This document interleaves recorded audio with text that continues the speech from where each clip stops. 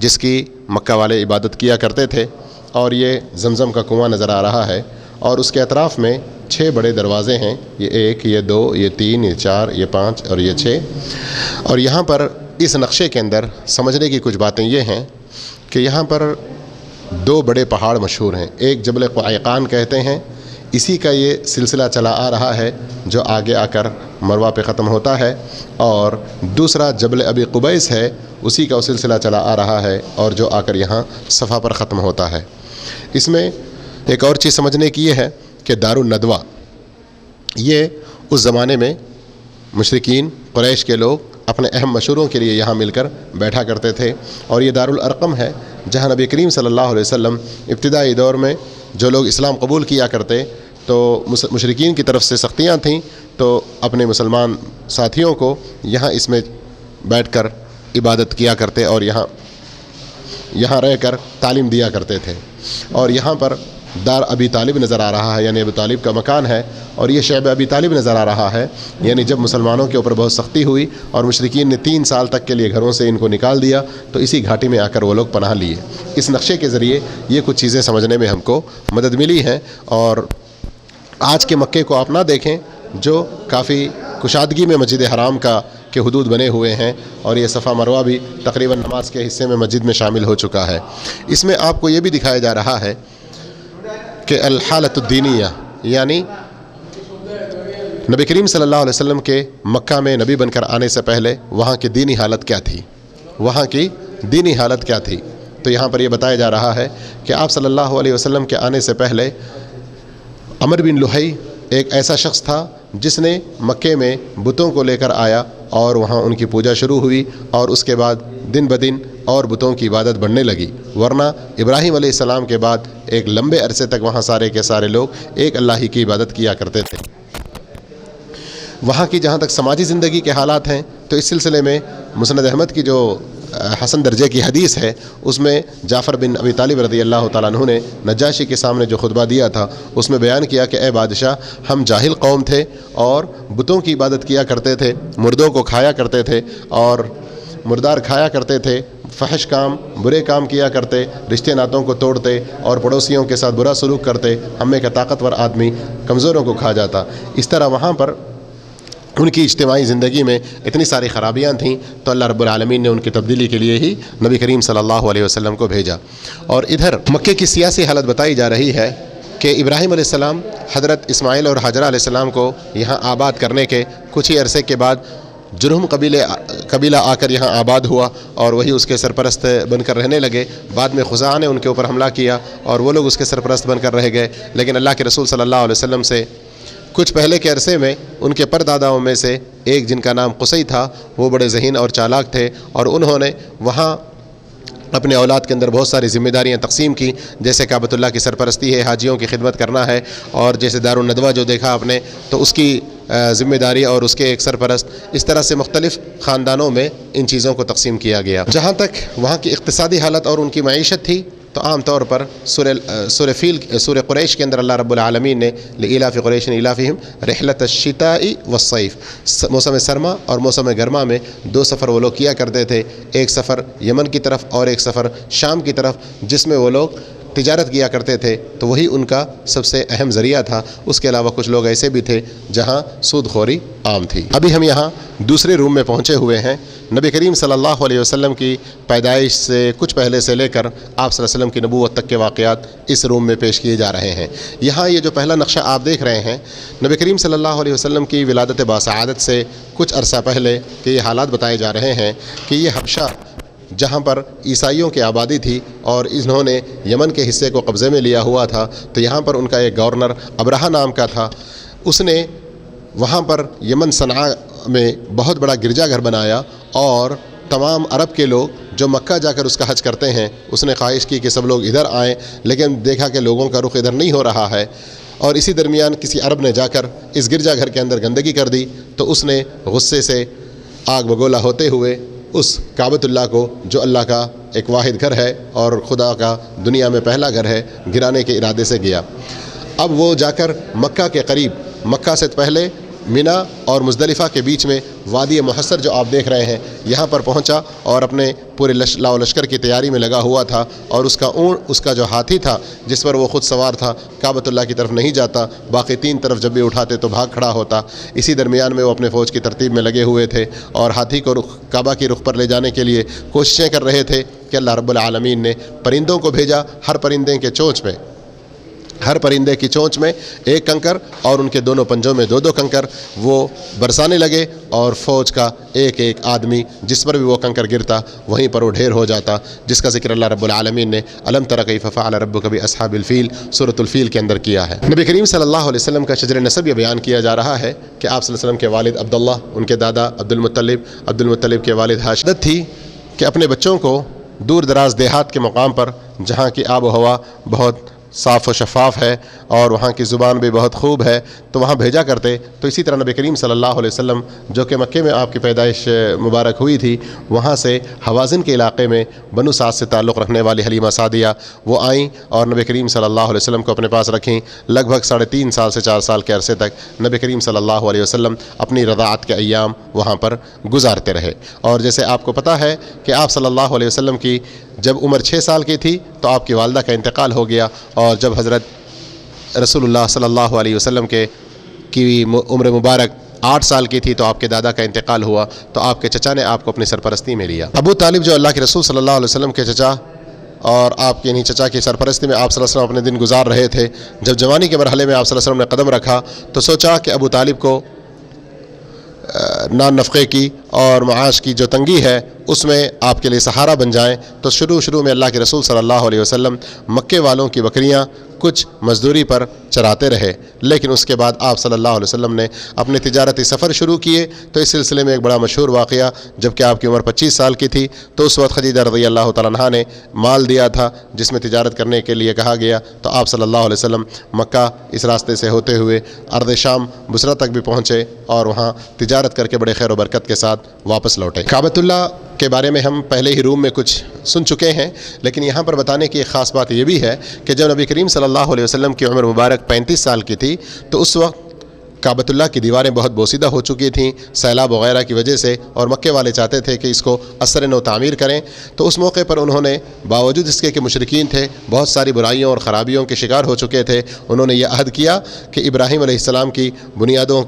से हम इस काबे को गिरा के नए सिरे से जो तामीर करेंगे तो हलाल कमाई और पाक अच्छी रोज़ी से ही करेंगे। तो बहरहाल उन्होंने कोशिश शुरू की और जब आखिर में काम बढ़ते बढ़ते उन्होंने देखा कि हलाल कमाई कम पड़ रही है तो उन्होंने इतना हिस्सा जो इब्राहीम अलैहिस्सलाम की बुनियाद में शामिल था छोड़कर यहीं से उन्होंने आगे सीधे दीवार उठा दी जो अब तकरीबन मुरब्बे की शक्ल में बन गया है। तो ये काबतुल्लाह, ये उसका ऊपर में गिलाफ है और इसको शादरवान कहते हैं जो उसकी बुनियादें हैं। उलमा कहते हैं कि यहाँ पर तवाफ़ नहीं करना चाहिए, और ये हजर अस्वद है और ये मीज़ाब है यानी परनाला, बारिश वगैरह का पानी हो जो जाने के लिए, और ये सोने का है। और इसी तरह से ये दरवाज़ा है काबतुल्लाह का सोने का है। हजर अस्वद से लेकर दरवाज़े के दरमियान की जो जगह है इसको मुल्तज़िम कहा जाता है, और बाद सहाबा इकराम से साबित है कि वो यहाँ पर दुआएँ किया करते थे अल्लाह रब्बुल आलमीन से गिड़गिड़ा कर रोते हुए। और इस हिस्से को जो कि काबतुल्लाह का ही हिस्सा है और उसे छोड़ा गया हतीम कहा जाता है, और ये हज़रत इब्राहीम अलैहिस्सलाम के कदम के निशानात हैं। यहाँ हजर अस्वद के बारे में काबिल गौर बात यह है कि नबी करीम सल्लल्लाहु अलैहि वसल्लम की 35 साल की उम्र में जब इसकी असर नो तामीर हो रही थी तो कबीलों में बड़ा झगड़ा हो गया कि हजर अस्वद को उसकी जगह पर कौन नस्ब करेगा। अल्लाह के रसूल सल्लल्लाहु अलैहि वसल्लम को सब ने एक इत्तेफाक़ी राय से फ़ैसल करने वाला तस्लीम कर लिया, और आप सल्लल्लाहु अलैहि वसल्लम ने अपनी चादर बिछाई और उसमें हजर अस्वद को रखा। सारे कबीले के सरदारों से कहा कि इसको पकड़कर करीब तक लाएं। जब यहाँ तक लाया गया तो आप सल्लल्लाहु अलैहि वसल्लम अपने दस्ते मुबारक से हजर अस्वद को उसके अंदर नस्ब किए। यहाँ जो ये नक्शा आप देख रहे हैं ये काबतुल्लाह के अंदर का हिस्सा है जिसमें 3 सुतूनें हैं और 3 सुतूनों पर ये काबा की छत खड़ी है, और इसमें नबी करीम सल्लल्लाहु अलैहि वसल्लम फ़तेह मक्के के मौके पर इन सुतूनों के बीच में 2 रकात नमाज अदा किए हैं। यहाँ एक काबिल गौर बात यह है कि बहुत सारे लोग अपनी गलत फहमी की वजह से ये समझते हैं कि काबतुल्लाह के अंदर कुछ अंबिया इकराम की या कुछ बुज़ुर्गों की सालिहीन की कब्रें वग़ैरह हैं। तो बहरहाल ये बात बिल्कुल गलत है और बेअसल बेबुनियाद है। हमारे मुल्कों के कुछ हिंदू लोग ये समझते हैं कि ये हजर अस्वद उनके शिवलिंग है या उनके बाज़ जो देवी देवताएं या कुछ उनके माबूदान बातिला वो भी ان کی کچھ قبریں یا ان کے نشانات اس کعبۃ اللہ میں رہے ہیں تو یہ بات بھی کوئی بنیاد نہیں ہے، بس ایسے ہی لوگوں کے اپنے خیالات ہیں جو کہ درست نہیں ہیں۔ ہمارے نبی کریم صلی اللہ علیہ وسلم جب 40 سال کی عمر کے قریب پہنچنے لگے تو مکے کے اندر جو کچھ بھی بت پرستی تھی، لوگوں میں جو کچھ بری عادتیں تھیں، ان سے بڑی تکلیف آپ کو ہوا کرتی۔ تو آپ صلی اللہ علیہ وسلم کے دل میں یہ خیال آیا، پھر آپ صلی اللہ علیہ وسلم یہ جو پہاڑ آپ دیکھ رہے ہیں اسے ہرا پہاڑی کہا جاتا ہے، اس میں یہاں سب سے اونچی چوٹی پر ایک غار ہے، غار ہرا کے نام سے جو مشہور ہے، معروف ہے، اور اس کی یہ بڑی شکل آپ دیکھ رہے ہیں۔ تو آپ صلی اللہ علیہ وسلم یہاں بیٹھ کر اللہ کی عبادت کیا کرتے تھے۔ یہ غار، یہ پہاڑ جو تقریباً مکے سے 6 سے 7 کلومیٹر فاصلے پر کی دوری پر ہے، لیکن بات یہ ہے کہ اس غار کے دہانے پر کھڑے ہو کر جب پیٹھ اس کے پیچھے کریں تو سامنے جب دیکھیں تو ٹھیک وہاں سے کعبہ نظر آتا ہے۔ بعض روایتوں سے پتہ چلتا ہے کہ اللہ کے رسول صلی اللہ علیہ وسلم اندر تشریف فرما ہوتے اور کعبۃ اللہ کی طرف آپ کی نظر ہوتی اور اللہ رب العالمین کی عبادت اور اللہ رب العالمین کی مخلوقات میں غور و فکر کر رہے ہوتے۔ اسی درمیان کہ آپ صلی اللہ علیہ وسلم رمضان کے مبارک مہینے میں اللہ کی عبادت میں مشغول تھے کہ جبریل امین تشریف لائے اور اقرأ بسم ربک الذی خلق، یہ آیتیں آپ صلی اللہ علیہ وسلم پر نازل ہوئی۔ یہیں پر آپ صلی اللہ علیہ وسلم کو نبوت کے تاج سے سرفراز فرمایا گیا، اور اس کے بعد اللہ کے رسول صلی اللہ علیہ وسلم کو حکم ہوا دعوت کے کام کرنے کا، اور دعوت سے کے کام کے آغاز یعنی نبوت کے ابتدائی مرحلے سے ہجرت تک کے واقعات انشاءاللہ تیسرے روم میں آپ باذن اللہ مشاہدہ فرمائیں گے۔ نبی کریم صلی اللہ علیہ وسلم اپنی دعوت کا آغاز کیے، اور سب سے پہلے مردوں میں حضرت ابو بکر صدیق رضی اللہ تعالیٰ عنہ نے اسلام قبول کیا، عورتوں میں حضرت خدیجہ بنت خویلد رضی اللہ عنہا نے، اور بچوں میں حضرت علی بن ابی طالب رضی اللہ عنہ نے، اور غلاموں میں حضرت زید بن حارثہ رضی اللہ عنہ نے اسلام قبول کیا۔ بعض اور روایتوں سے پتہ چلتا ہے جیسے کہ صحیح بخاری میں ہے، حضرت عمار بن یاسر رضی اللہ عنہ کہتے ہیں کہ میں نے رسول اللہ صلی اللہ علیہ وسلم کو دیکھا کہ آپ کے ساتھ میں 5 غلام، 2 عورتیں اور حضرت ابو بکر صدیق رضی اللہ تعالیٰ عنہ تھے۔ حضرت حافظ بن حجر رضی اللہ عنہ کہتے ہیں غلاموں میں حضرت بلال، حضرت زید، حضرت عامر، حضرت ابو فکیہ، اور ایک احتمال 5ویں غلام کے بارے میں یہ ہے کہ وہ شقران تھے، اور 2 خواتین ان کے بارے میں یہ بات ہے کہ حضرت خدیجہ رضی اللہ عنہ اور ام ایمن یا سمیہ رضی اللہ تعالی عنہا تھیں۔ تو بہرحال حضرت ابو بکر صدیق رضی اللہ تعالیٰ عنہ اسلام قبول کرنے کے بعد وہ بھی دعوتی میدان میں لگ گئے، اور ان کی دعوت پر حضرت عثمان بن عفان، زبیر بن العوام، عبد الرحمن بن عوف، سعد بن ابی وقاص رضی اللہ عنہم یہ لوگ بھی اسلام قبول کیے۔ جب ایک ایک کر کے آہستہ آہستہ اسلام کی دعوت بڑھنے لگی، غلام، آزاد، دوسرے لوگ مالدار، غریب سبھی اسلام قبول کرنے لگے، تو اب مشرکین کے سرداروں کے اندر ایک ہلچل مچ گئی، اور انہوں نے مسلمانوں کو ستانا، پریشان کرنا، تکلیفیں دینا، اور ہر طرح کی جو بھی وہ تکلیفیں دے سکتے دینا شروع کیے، جس کے بارے میں آپ اگلی تصویر میں دیکھ رہے ہیں۔ یہاں اس کے اندر جو منظر آپ دیکھ رہے ہیں اس کا مقصد یہ ہے کہ نبی کریم صلی اللہ علیہ وسلم اور صحابہ اکرام کو جن جن اذیتوں سے اور جن جن مشکلات سے گزرنا پڑا ہے اس کی مختلف شکلیں رہی ہیں۔ کافر لوگ آپ صلی اللہ علیہ وسلم اور صحابہ اکرام کا مذاق اڑاتے، مسخرہ پن کرتے، حقیر جانتے، جھٹلاتے، دھمکیاں دیتے اور حق بات کا انکار کرتے، جھوٹی شہرتیں اور جھوٹی ناموں سے بدنام کرنے کی کوشش کرتے، جسمانی تکلیفیں دیتے، گھروں سے نکال دیتے، محاصرہ کرتے اور سماجی بیکاٹ کرتے، اور آپ مسلمانوں کے خلاف میں مشورے کر کے مسلمانوں کو تکلیف دینے کی باتیں ہوتی، یہاں تک کہ آپ صلی اللہ علیہ وسلم کے ساتھیوں کو قتل کیا گیا، آپ صلی اللہ علیہ وسلم کے اوپر الزام لگایا گیا کہ آپ جادوگر ہیں، آپ مجنون ہیں، نعوذ باللہ من ذالک، اور اس طرح سے آپ صلی اللہ علیہ وسلم کو قتل کرنے کی اور آپ کو بھگانے کی اور لوگوں کو آپ سے روکنے کی، اس طرح کی کئی ساری کوششیں ہوئیں حق کے مقابلے اور حق کو پھیلنے سے روکنے کے لیے۔ لیکن یہاں قابل غور بات یہ ہے کہ جتنی ساری مشرکین کی کوششیں رہیں ایک بھی کامیاب نہ ہو سکیں، ایک مسلمان بھی اسلام سے پیچھے نہ پھرا، اور آج کے زمانے میں یہ بات ہمارے لیے انتہائی قابل عبرت ہے۔ ہم اپنے آج کے زمانے میں دین پر عمل کرتے ہوئے جو پیچھے جان چھڑانے کی کوشش کرتے ہیں، پیچھے ہٹ جاتے ہیں، ایسا نہ ہو، بلکہ ان صحابہ اکرام کی ابتدائی زندگیوں میں جو مشاکل تھے ان سے سبق حاصل کرنے کی کوشش کریں۔ نبی کریم صلی اللہ علیہ وسلم اور صحابہ اکرام پر ظلم و اذیت کے پہاڑ جب بہت زیادہ ٹوٹنے لگے تو اللہ کی طرف سے یہ رخصت آئی کہ اللہ کے رسول صلی اللہ علیہ وسلم نے صحابہ اکرام کو اجازت دی کہ وہ مکہ سے ہجرت کر کے سرزمین حبشہ یہاں پر تشریف لائیں اور یہاں آرام کی کچھ زندگی گزاریں، اس لیے کہ یہاں کا بادشاہ عیسائی ہونے کے باوجود نجاشی ہے جو رحم دل ہے اور مسلمانوں کے حق میں انشاءاللہ بہتر ثابت ہوگا، اور واقعتاً ہوا بھی ایسے ہی۔ اور آپ نے پہلے روم میں ہی دیکھا کہ جعفر بن ابی طالب رضی اللہ تعالیٰ عنہ نے اللہ کے رسول صلی اللہ علیہ وسلم سے آنے کے پہلے کے حالات کو بیان کیا، اور آنے کے بعد اللہ کے رسول صلی اللہ علیہ وسلم کی تعلیمات کو ذکر کیا تو نجاشی بڑا خوش ہوا۔ یہاں پر ایک بات غور کرنے کی یہ بھی ہے کہ جب مسلمان یہاں ہجرت کر کے پہنچے تو بعد میں مشرکین نے اپنے اپنے بڑے چند سرداروں کو بھیجا اور نجاشی سے بات کرنے کے لیے اور بہت سارے تحفے اور تحائف دے کر بھیجے کہ یہ مسلمان ہمارے قوم کے بھگوڑے ہیں، ان کو واپس بھیج دیا جائے۔ لیکن جب نجاشی نے مسلمانوں کی پوری تقریر اور ان کی باتیں سنی تو ان مشرکین کے سرداروں کو شرمندگی کے ساتھ واپس بھیج دیا اور بالآخر ان لوگوں کو بڑے پسپا اور شرمندہ ہونا پڑا۔ نبی بننے کے بعد 10 سال تک اللہ کے رسول صلی اللہ علیہ وسلم مکہ کے اطراف و اکناف میں گھر گھر میں پہنچ کر مختلف بازاروں میں مختلف جگہوں پر دعوت کا کام کرنے لگے، لوگوں کو اسلام کی بات پہنچانے لگے اور لا الہ الا اللہ کی دعوت دینے لگے، اور حج کے موقعوں پر اور مختلف اجتماعات وغیرہ میں۔ لیکن جب اللہ کے رسول صلی اللہ علیہ وسلم نے دیکھا کہ اب آگے بھی ہم کو دوسرے علاقوں میں جانا چاہیے تو آپ صلی اللہ علیہ وسلم مکۃ المکرمہ سے پہاڑی راستے کے ذریعے آپ صلی اللہ علیہ وسلم طائف تشریف لائے، اور راستے بھر میں جو بھی قبیلے ملتے رہے، لوگ ملتے رہے، ان کو بھی اسلام کی دعوت دی۔ اور طائف میں تینوں بھائی وہاں پر الگ الگ جگہوں پر حکومت کیا کرتے تھے، ایک عبدیہ لیل، دوسرے مسعود اور تیسرے حبیب۔ تینوں سے ملاقات کر کے اللہ کے رسول صلی اللہ علیہ وسلم نے اسلام کی دعوت دی، لیکن ان تینوں نے قبول نہ کیا۔ 10 دن تک آپ صلی اللہ علیہ وسلم وہاں ٹھہرے رہے، اطراف و اکناف کے قبیلے والوں کو دعوت دی، کسی نے اسلام کی دعوت قبول نہ کی۔ الٹے ان ظالموں نے یہ حرکت کی کہ وہاں کے آوارہ بچوں کو حکم دیا، تو انہوں نے نبی کریم صلی اللہ علیہ وسلم کو واپس ہوتے وقت اس قدر پتھروں کے ساتھ مارا کہ آپ صلی اللہ علیہ وسلم کے جسم مبارک سے خون نکل کر آپ کے پیروں میں جمع ہو گیا، یہاں تک کہ آپ بے ہوش بھی ہو گئے۔ اس موقع پر جبریل امین تشریف لائے پہاڑوں کے فرشتے کے ساتھ، اور طائف کو اور بعض روایتوں کے مطابق مکہ والوں کو تباہ برباد کرنے کی اور پہاڑوں کے بیچ میں پیس دینے کی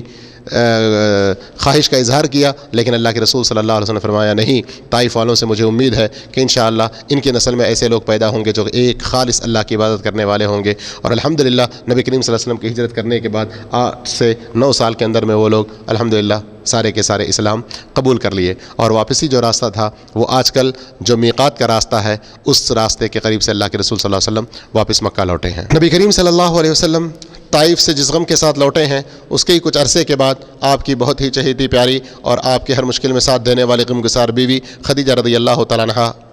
کا انتقال ہو گیا، جس سے آپ کو بڑا صدمہ پہنچا، اور اس کے کچھ ہی دنوں کے بعد آپ کے چچا ابو طالب جو بچپن سے آپ کی حمایت کرتے آ رہے تھے، ان کے اسلام نہ لانے کی وجہ سے، نہ لاتے ہوئے جو ان کی وفات ہوئی، اس پر آپ صلی اللہ علیہ وسلم کا غم اور بڑھ گیا۔ مورخین نے اس سال کو عام الحزن یعنی غم کا سال لکھا ہے۔ اس کے کچھ ہی دنوں کے بعد اللہ کے رسول صلی اللہ علیہ وسلم کو اللہ رب العالمین کی طرف سے یہ تسلی اور یہ اطمینان کی خبر آئی کہ اللہ رب العالمین نے رات کے انتہائی تھوڑے سے حصے میں، اسی لیے اس کو معجزہ بھی کہا جاتا ہے، رات کے بالکل تھوڑے سے حصے میں مکہ سے آپ صلی اللہ علیہ وسلم بیت المقدس تشریف لے گئے جبریل امین کے ذریعے براق پر، اور وہاں سے 7 آسمانوں کی اور پھر وہاں سے جنت و جہنم کی سیر کر کے واپسی میں اللہ رب العالمین نے آپ کو 50 وقت کی نماز کا تحفہ عطا کیا، جو بعد میں 5 وقت کی مقرر طے پائی۔ تو یہ ہمارے لیے بہت ہی یہاں پر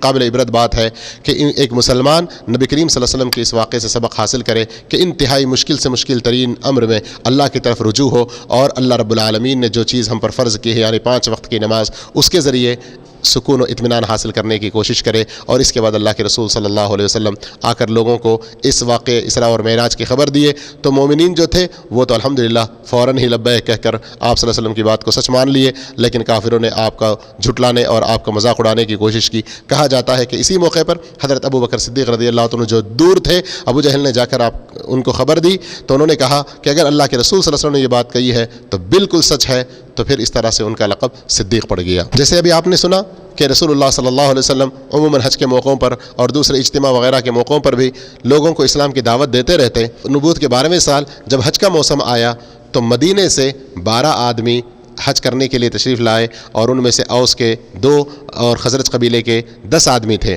وہ لوگ پہلے ہی یہودیوں سے سن چکے تھے کہ ایک رسول آنے والے ہیں، اور وہ لوگ کہا کرتے تھے جب ان سے جنگ ہوا کرتی تھی کہ ایک نبی آنے والے ہیں، ان کے ساتھ ہم ہو کر تم سے لڑیں گے اور اللہ تعالیٰ اس موقع پر ہم کو فتح عطا کرے گا۔ تو جب نبی کریم صلی اللہ علیہ وسلم ان کے خیموں میں پہنچ کر اسلام کی دعوت دیے تو انہوں نے فوراً ہی لبیک کہا، اس لیے کہ یہودیوں سے اس سے پہلے ہی وہ سن چکے تھے، تو انہوں نے کہا کہ یہودیوں سے پہلے ہم سبقت کر جائیں۔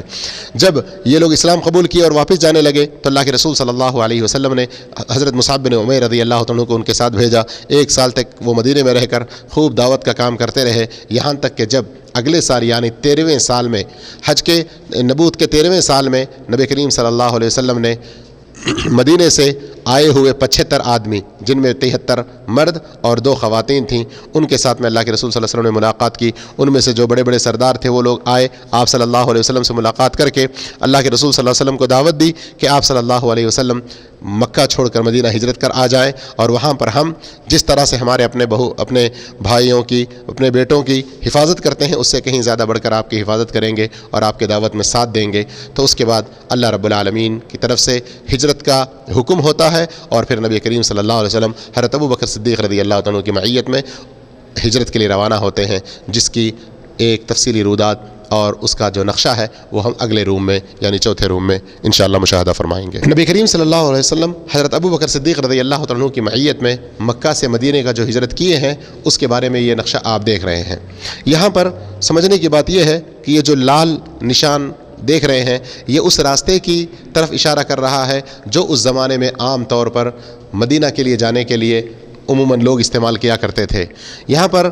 یہ ابوا جو جگہ آپ دیکھ رہے ہیں، کہا جاتا ہے کہ یہاں سے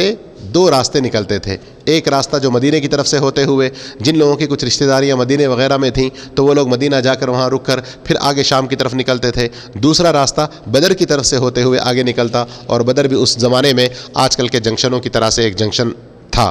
بہرحال نبی کریم صلی اللہ علیہ وسلم اس راستے سے ٹھیک جانے کے بجائے مختلف جگہوں پر اس سے تھوڑا اختلاف کر کے اس سے ہٹ کر گئے ہیں۔ بالخصوص مکہ سے شمالی جانب مدینہ ہے، لیکن آپ صلی اللہ علیہ وسلم پہلے جنوب کی جانب آتے ہیں اور غار ثور میں 3 دن تک ٹھہرتے ہیں، اس لیے کہ آپ کو پتہ ہے کہ جب نبی کریم صلی اللہ علیہ وسلم ہجرت کے لیے نکل گئے تو مشرکین جو پہلے ہی سے آپ کے گھر کا گھیراؤ کیے ہوئے تھے، اللہ رب العالمین نے صحیح سالم وہاں سے آپ کو نکالا تھا۔ اب جب خبر ان کو ملی کہ اللہ کے رسول تو پہلے نکل چکے ہیں اور ہمارے آنکھوں پر مٹی ڈال کر گئے ہیں اور ہم کو اس کی خبر بھی نہیں ہے، تو بہرحال بڑے افسوس کرنے لگے اور اس کے بعد اعلان کر دیا کہ جو بھی محمد صلی اللہ علیہ وسلم اور حضرت ابو بکر رضی اللہ تعالیٰ عنہ ان دونوں میں سے کسی ایک کو بھی یا دونوں کو بھی مردہ یا زندہ لے کر آئے گا تو اس کو 100 اونٹ انعام میں دیے جائیں گے۔ تو کئی سارے لوگ آپ صلی اللہ علیہ وسلم کی تلاش میں نکلے تھے، اس لیے آپ صلی اللہ علیہ وسلم غار ثور کی طرف نکلے اور غار ثور میں وہاں 3 دن تک قیام کیا۔ اس کے بعد وہاں سے آپ صلی اللہ علیہ وسلم حدیبیہ اور بطن مر کے راستے سے ہوتے ہوئے اسوان اور وادی غولہ سے ہوتے ہوئے یہاں ام معبد کا خیمہ ہے جس کے بارے میں بڑا مشہور ہے کہ وہاں پر ایک بکری جو بالکل کمزور تھی، ریوڑ میں نہیں جا سکتی تھی، اس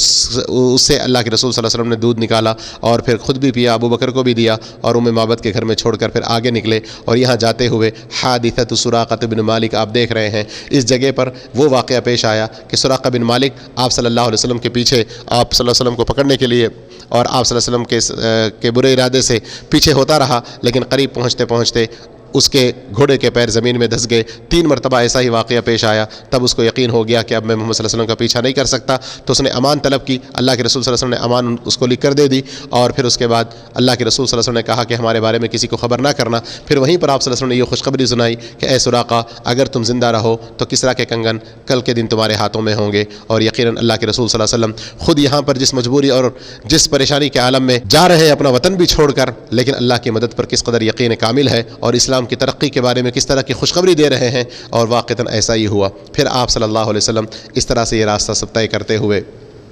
آگے آپ صلی اللہ علیہ وسلم مسجد قباء جہاں پر ہے وہاں جا کر قیام کیے اور وہاں مسجد قباء کی تعمیر کی۔ پھر اس کے بعد آپ صلی اللہ علیہ وسلم مدینہ گئے اور مدینہ جانے کے بعد آپ صلی اللہ علیہ وسلم نے سب سے پہلے وہاں مسجد نبوی کی تعمیر کی۔ تو اب آئیے ہم آگے 5ویں روم میں جا رہے ہیں جہاں مدینہ نبی کریم صلی اللہ علیہ وسلم پہنچنے سے پہلے مدینہ کے کیا حالات تھے دیکھیں گے، اس کے بعد مسجد نبوی کے بارے میں ہم سمجھیں گے۔ نبی کریم صلی اللہ علیہ وسلم کے مدینہ پہنچنے سے پہلے یثرب اس مدینہ کو کہا جاتا تھا، یثرب کہا جاتا تھا، تو وہاں کے مختصر حالات بتائے جا رہے ہیں اور وہاں کا یہ نقشہ دکھایا جا رہا ہے کہ یہ مشرقی حصہ ہے اور ادھر میں یہ ساری زمین پتھریلی ہے اور بڑے ہی خطرناک کالے قسم کے پتھر ہیں، اور اسی طرح سے یہ مغربی علاقہ ہے، ادھر میں بھی سارے پتھریلی علاقے ہیں، حتیٰ کہ ادھر جو جنوب کا علاقہ ہے تقریباً ادھر کی بھی یہی صورتحال ہے۔ البتہ یہ ادھر آپ دیکھ رہے ہیں احد کا پہاڑ، اور احد کے جنگ میں جو لوگ شہید ہوئے تھے ان لوگوں کی قبریں یہاں پر ہیں۔ قابل غور بات یہ ہے کہ مدینے میں اس قدر کالے کالے اور بہت ہی خوفناک یہ پتھر اور پتھریلی زمین ہونے کے باوجود اس میں نہریں بہت زیادہ ہیں، جیسے یہ وادی بطحان یہ بہت مشہور ہے، اور اس طرح سے وادی العقیق یہ بہت زیادہ مشہور ہے، اور وادی رانونہ، اور اس کے علاوہ چھوٹے چھوٹے کئی ساری نہریں ہیں، جس کی وجہ سے ماشاءاللہ مدینہ کی یہ سرزمین بڑی زرخیز اور یہاں پر کھجور کے باغات وغیرہ بھی بہت زیادہ ہیں۔ نبی کریم صلی اللہ علیہ وسلم مدینہ طیبہ پہنچنے کے بعد سب سے پہلے آپ نے یہاں مدینہ طیبہ میں مسجد نبوی کی بنیاد رکھی۔ مسجد نبوی کی یہ 4 دیواری ہے جو آپ دیکھ رہے ہیں، پہلے پہل مسجد نبوی جس میں نماز ادا کی جاتی تھی اس جانب میں تھا، یعنی یہ مکمل مسجد نبوی ہی کا حصہ ہے، لیکن نماز اس جانب میں ادا کی جاتی تھی۔ کیوں؟ شروع میں مدینہ پہنچنے کے بعد تقریباً 16 سے 17 مہینے تک بیت المقدس کی طرف جو شمال کی طرف پڑتا ہے ادھر قبلہ کرتے تھے، یہاں نماز پڑھا کرتے تھے، اور یہ حصہ اصحاب صفا کے لیے آپ صلی اللہ علیہ وسلم نے بنایا ہوا تھا۔ اصحاب صفا، اس کو یہاں پر وہ صحابہ اکرام جن کو رسول اللہ صلی اللہ علیہ وسلم جن کو مدینے میں کوئی جگہ نہیں ملی یا وہاں پر ان کے پاس رہنے کے لیے کوئی ٹھکانہ نہ ملا تو وہ لوگ آ کر یہاں رہا کرتے تھے، اور اس کے اس طرف میں آپ صلی اللہ علیہ وسلم نے ازواج مطہرات امہات المومنین کے لیے کچھ حجرے بنائے ہوئے تھے۔ لیکن جب 17 مہینے کے بعد تحویل قبلہ کا حکم آیا تو آپ صلی اللہ علیہ وسلم نے یہاں جو یہ دروازہ دیکھ رہے ہیں بند کروا دیا، اور دروازہ ایک شمال کی طرف کھلوا دیا، اور اس کو مکمل کر کے یہاں پر نماز ادا کرنے لگے، اور اس میں وہ لوگ جنہیں اصحاب صفا کہا جاتا یہاں پر رہنے لگے۔ مسجد نبوی اور روضہ شریفہ اور حجرہ عائشہ رضی اللہ تعالیٰ عنہ، ان کا ایک نقشہ یہاں پر آپ کو دکھایا جا رہا ہے، اور آگے مسجد نبوی کا نقشہ بھی آپ وہاں پر دیکھیں گے تو اور حقیقت سمجھ میں آئے گی۔ یہاں قابل غور بات یہ ہے کہ یہ جو پیلی جگہ آپ دیکھ رہے ہیں، نبی کریم صلی اللہ علیہ وسلم کے حجرے کے بعد سے لے کر یہ مسجد نبوی کل اتنے مقدار میں ہے، لیکن اتنا حصہ یہاں پر ممبر ہے، اور اتنا حصہ جس کے بارے میں اللہ کے رسول صلی اللہ علیہ وسلم نے فرمایا کہ میرے حجرے اور اس میرے ممبر کے درمیان کا جو حصہ ہے وہ جنت کی کیاریوں میں سے ایک کیاری ہے۔ تو یہ مسجد کا الگ حصہ ہے، اور اس کے بعد یہ آپ صلی اللہ علیہ وسلم کا وہ حجرہ ہے جو عائشہ رضی اللہ تعالیٰ عنہ کے لیے اللہ کے رسول صلی اللہ علیہ وسلم نے بنایا تھا، اور یہیں پر آپ صلی اللہ علیہ وسلم کی وفات ہوئی، اور جیسے حضرت ابو بکر صدیق رضی اللہ عنہ کی روایت آتی ہے کہ نبی کی وفات اسی جگہ ہوتی ہے جہاں پر ان کو دفن ہونا ہوتا ہے، تو اسی لیے اللہ کے رسول صلی اللہ علیہ وسلم کو حجرہ عائشہ میں دفن کیا گیا۔ تو یہ جو دیکھ رہے ہیں آپ نشانی، یہ جو نشانی آپ دیکھ رہے ہیں وہ کہ اللہ کے رسول صلی اللہ علیہ وسلم کی قبر مبارک ہے، اور اس کے نیچے آپ صلی اللہ علیہ وسلم کے کاندھوں کے پاس حضرت ابو بکر رضی اللہ عنہ کا سر، اور اس کے نیچے اللہ کے رسول صلی اللہ علیہ وسلم کے پیروں کے قریب ابو بکر رضی اللہ عنہ کے کاندھوں کے پاس سے حضرت عمر فاروق رضی اللہ عنہ کی یہ قبر ہے۔ یہاں قابل غور بات یہ ہے کہ یہ قبریں نہ مسجد میں ہیں نہ مسجد قبروں پر بنائی گئی ہے۔ اللہ کے رسول صلی اللہ علیہ وسلم، حضرت ابو بکر صدیق اور حضرت عمر رضی اللہ عنہما، ان سب کو حجرہ عائشہ میں دفن کیا گیا ہے۔ حضرت عمر رضی اللہ عنہ اور حضرت عثمان غنی رضی اللہ عنہ کے زمانے میں لوگوں کی آبادی زیادہ ہو گئی تو مسجد کی توسیع کرنے کی ضرورت پڑی، تو ادھر انہوں نے کیا تھا، لیکن ولید بن عبد الملک کے زمانے میں انہوں نے یہ کیا کہ نبی کریم صلی اللہ علیہ وسلم کی زوجات مطہرات کے کچھ روموں کو بھی مسجد میں ملایا۔ اس موقع پر ولید بن عبد الملک کے حکم سے یہ ہوا کہ جس حجرے میں نبی کریم صلی اللہ علیہ وسلم اور صاحبین کی قبریں ہیں اس کو اس شکل میں مثلث انداز میں بنایا گیا۔ ادھر میں یہ سیدھی لمبی دیوار ہے، ادھر یہ دیوار ایسی ہے، اور ادھر میں یہ دیوار ایسی ہے، اور یہاں یہ مثلث انداز میں بنایا گیا۔ کل کے دن کوئی جاہل آدمی بھی قبر شریف کو قبلہ مان کر نماز نہ پڑھے۔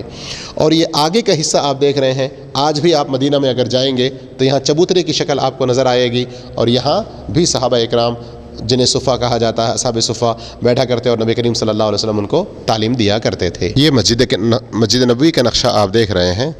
نبی کریم صلی اللہ علیہ وسلم کے زمانے میں مسجد نبوی کا تقریباً اس طرح کا یہ نقشہ تھا۔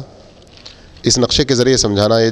مقصود ہے، جیسے آپ اس سے پہلے بھی وہاں میپ میں خریطہ میں دیکھ چکے ہیں کہ نیچے سے یہ جو کالی نشانی دیکھ رہے ہیں زمین کے اندر سے اونچائی تک لگ بھگ 2 فٹ کتنا پتھر سے بیسمنٹ کے طور پر اٹھائی گئی بنیادیں، اس کے بعد مٹی کے ذریعے یہ دیوار اٹھائی گئی۔ اور جیسے شروع میں ہم نے آپ کو بتایا کہ جب قبلہ شمال کی طرف بیت المقدس تھا تو اس میں نماز ادا کیا کرتے تھے، لیکن جب 16-17 مہینے کے بعد قبلہ بدل کر کعبۃ اللہ کی طرف کیا گیا تو اللہ کے رسول صلی اللہ علیہ وسلم نے ادھر نماز ادا کرنا شروع کیا، اور اس کو اصحاب صفا کے لیے رکھا کہ یہاں وہ لوگ آرام کیا کرتے تھے۔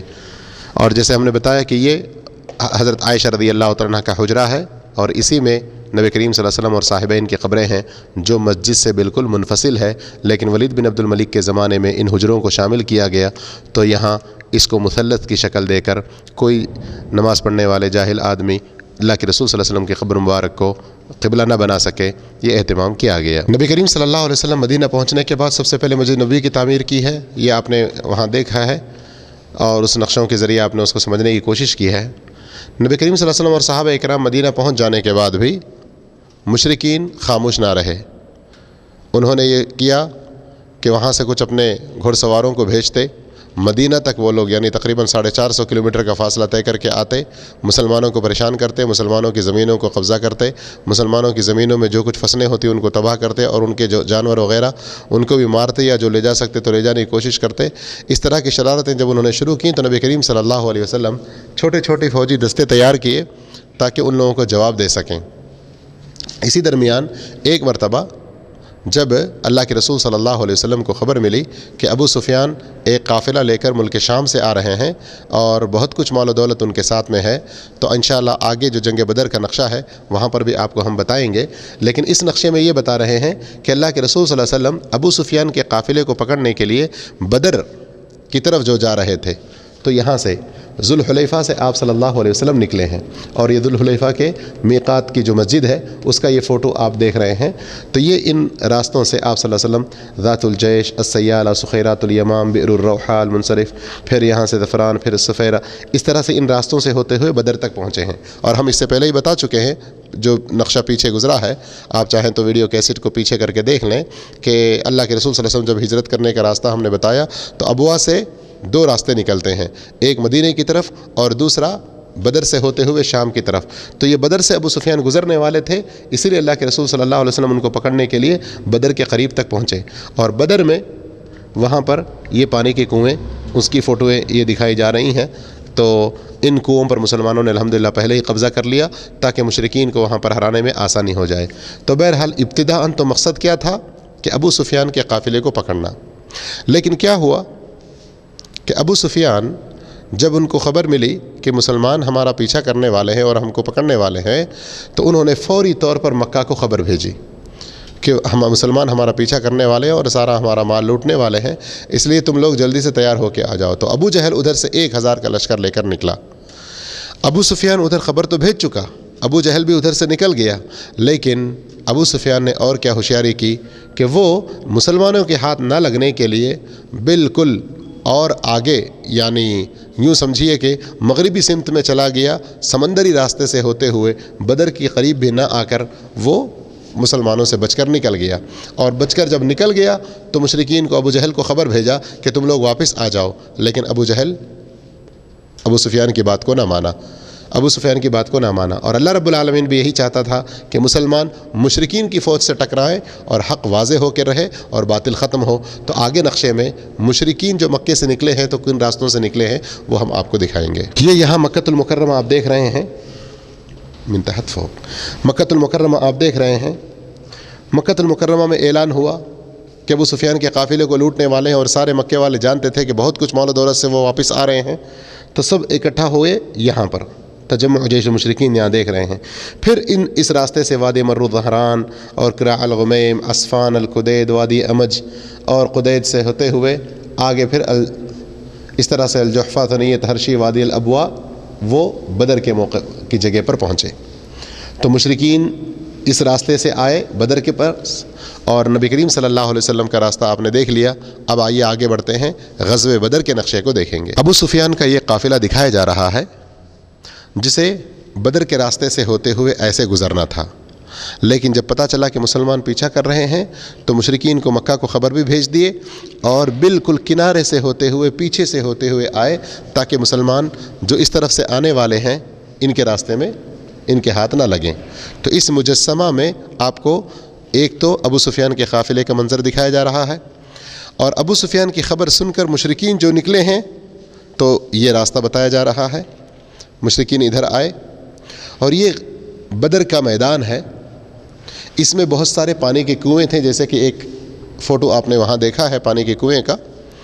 تو مسلمان ادھر آئے، حباب بن منذر رضی اللہ تعالیٰ عنہ نے مشورہ دیا تو کنووں پر اللہ کے رسول صلی اللہ علیہ وسلم اور صحابہ اکرام نے قبضہ کر لیا اور کچھ کنویں جو دور تھے ان کو پاٹ دیا تاکہ مشرکین ان کو نہ دیکھ سکیں اور پانی کی قلت کی وجہ سے وہ لوگ واپس جائیں. بہرحال اس جگہ پر بہت ہی خون ریز معرکہ ہوا اور الحمدللہ مسلمانوں کو کامیابی ملی. 13 یا 14 مسلمان شہید ہوئے اور اس کے مقابلے میں 70 مشرکین مارے گئے، 70 مشرکین قیدی ہوئے. اس جنگ میں اللہ کے رسول صلی اللہ علیہ وسلم اور صحابہ اکرام کو اللہ کی طرف سے بہت بڑی مدد کیا ملی کہ یہ جو جبل ملائی کا دیکھ رہے ہیں तकरीबन 3 से 5 हज़ार तक फ़रिश्ते, जिसका ज़िक्र अल्लाह रब्बुल आलमीन ने कुरान में फरमाया है, 5,000 फ़रिश्ते मुसलमानों की मदद के लिए उतरे थे। कहा जाता है कि कुछ सहाबा इकराम ने फ़रिश्तों को इस रास्ते से आते हुए देखा था, इसलिए एक मंज़र यहाँ बिल्कुल इन सफ़ेद निशानों के ज़रिए बताया जा रहा है। तो बहरहाल ये पूरा बदर का इलाक़ा है और यहाँ पर ये जंग बदर वाक़ हुई थी, जिसमें अल्लाह ने मुसलमानों को कामयाबी अता की। आगे हम जंग उहद के बारे में देखेंगे। जंग उहद, जंग बदर में आपने सुना कि मुशरिकीन बहुत बुरी तरह शिकस्त खा गए, 70 आदमी मारे गए, 70 आदमी उनके कत्ल मारे गए और 70 कैदी हो गए। तो पूरी 1 साल उन्होंने तैयारी की और उसका बदला लेने के लिए वो पूरी तरह से जुट के 3,000 की फ़ौज लेकर मदीना के करीब उहद के पहाड़ के पास पहुंचने लगे। उन लोगों के निकलने की और करीब पहुंचने की इत्तला जब हमारे नबी सल्लल्लाहु अलैहि वसल्लम को मिली तो आप सल्लल्लाहु अलैहि वसल्लम भी निकले। और यहाँ पर ये नक्शा दिखाया जा रहा है आपको। यहाँ ये आप गौर कर सकते हैं, शुरू में तो पूरे 1,000 मुसलमान निकले थे, लेकिन यहाँ तक पहुँचने के बाद तकरीबन 300 मुनाफिकीन वापस हो गए। मौत के डर से, अल्लाह के रसूल सल्लल्लाहु अलैहि वसल्लम के साथ शरीक ना होने के लिए 300 मुनाफिकीन वापस हो गए। ये मंज़र यहाँ दिखा रहे हैं और इधर से ये मुशरिकीन की फ़ौजें आईं और अब दोनों फ़ौजें, इधर मुसलमानों की, ये उहद का पहाड़ उसका ये दामन है, और इधर मुशरिकीन की फ़ौजें और इधर मुसलमानों की फ़ौजें सफ़ बस्ता हो गईं। इस तीसरे में दिखाया जा रहा है कि अल्लाह के रसूल सल्लल्लाहु अलैहि वसल्लम ने उहद पहाड़ के थोड़े से दामन में, अभी हम जाकर वहाँ मुजस्समा देखेंगे तो फिर थोड़ा सा समझ में आएगा, उहद के पहाड़ के दामन में एक जबल आइनैन करके था, जबल आइनैन, जिसका नाम बाद में जबल रुमात पड़ गया। वहाँ 50 तीरंदाज़ों को रखा और बाकी 650 मुसलमान इधर यहाँ पर सफ़ बस्ता हो गए। तो क्या हुआ कि अल्लाह के रसूल सल्लल्लाहु अलैहि वसल्लम और सहाबा इकराम, इन दोनों के दरमियान में लड़ाई शुरू हुई और यहाँ ये बताया जा रहा है कि खूब घमसान की लड़ाई हुई। इधर मैमना में मुशरिकीन की तरफ से 200 घुड़सवार थे और इधर 2,800 पयादे थे और खूब लड़ाई होने लगी। ये घुड़सवार जब इस तरफ बढ़ने की कोशिश करते जो जबल रुमात है,